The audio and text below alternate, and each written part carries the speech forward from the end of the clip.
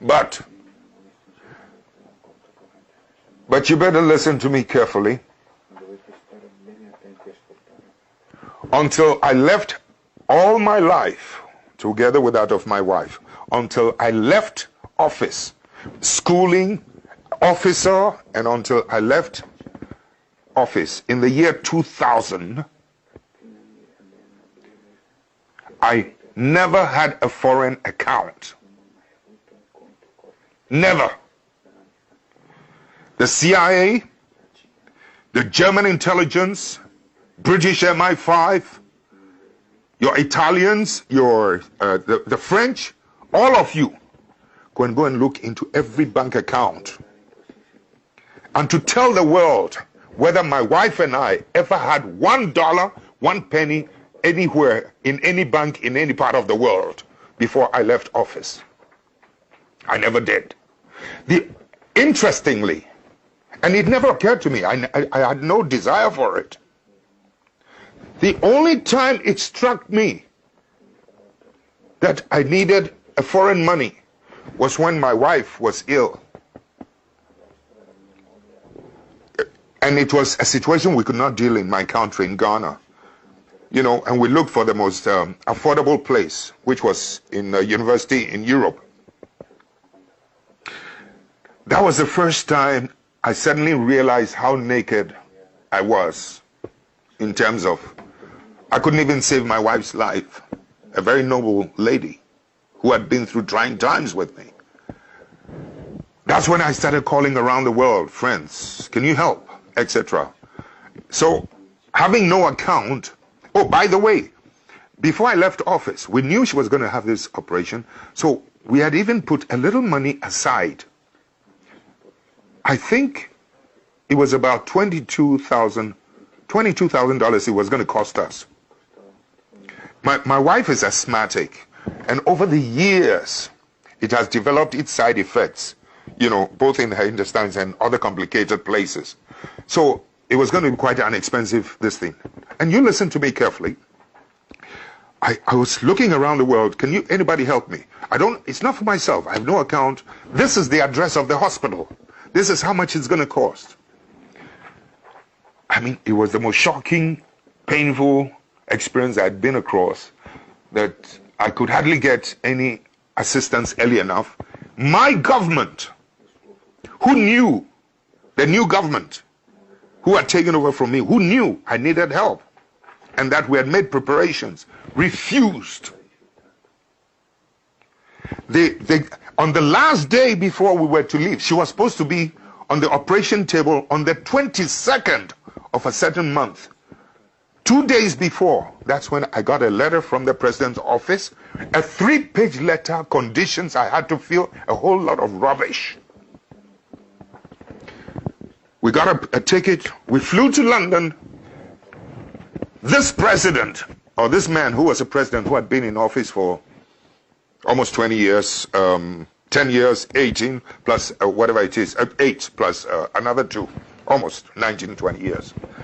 I had no dollar account anywhere, and I had to stop in London to borrow money from someone so that I could go and do my wife's operation. You listen to me carefully. About 8,000, you know, to take care of her needs, etc., into the hotel. 22,000 it was going to cost us, either dollars or euro, I think it was dollars, into the hospital. When the operation, after a while, I had to leave and go back to Ghana and left her. Here's the shocking part of it. After the operation was done, on borrowed money, people don't believe it, but it's true, on borrowed money, when the operation was done, she was discharged into the hotel so that she could be brought in once in a while, you know, for checkup, a review. Can you believe that when the driver of the embassy under the new government informed the ambassador that I have to take Mrs. Rawlings, you know, for a review, the ambassador said no. In Switzerland, the Ghanaian ambassador, it happened in Switzerland, said no. The driver was so shocked, he put the embassy car key on the table, went and used his own personal car to go and drive my wife to the hospital for the review. This is the kind of vicious petty-mindedness that you can sometimes run in parts of the world in terms of my relationship with this character that, you know, your Western powers or the Western powers have promoted, and they are trying to sanitize his image as if he's the cleanest, finest head of state in Africa. It's absolute rubbish. He's a criminal. He's a thief. He went around telling the world, wrote a letter to every bank around the world that I had stolen suitcases of money into bank accounts. I was trying to kill him, make a coup. I had stolen 19 cars, etc. All of them were false. I will not tell you something that the bank... It took 3 months for me to be able to open a bank account through somebody. Finally, when the bank manager was going to open that account for me, do you know what he told his Swiss friend? You can come and do it. Every day he goes there. Is it open? Is it open? Is it open? Finally, after 3 months, the man told my friend that he is one of the few African heads of state who does not own a foreign account. You can now come and open the account for him. I mean, the point I'm trying to make is, look at the difficulty I had from my own government, from outside. But then the other side of it is that to be so mean that not even the driver could send my wife for a review. That ambassador, for being so, he was so mean, the government withdrew every protocol facility as a former head of state. I have to carry my own suitcases, never mind. They even tried to get Swissair not to give me protocol. And Swissair told them, hey, you don't do that.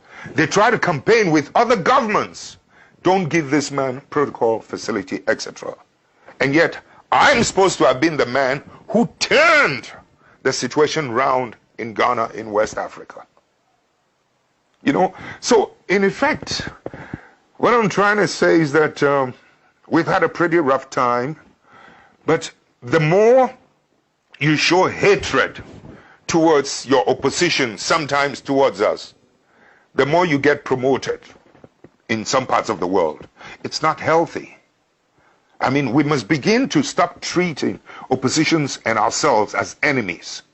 We must begin to rather engage in constructive relationship, constructive criticism, and not attempt to destroy and to see the opposition as your enemy to be destroyed. I mean, factories that we don't have time. 2 hours, 1 hour is not enough. 30 minutes is not enough for you and I. I need 9 hours. I need 8 hours to wake you up in Italy, in Europe, to the problems we're going through in Africa. Yes.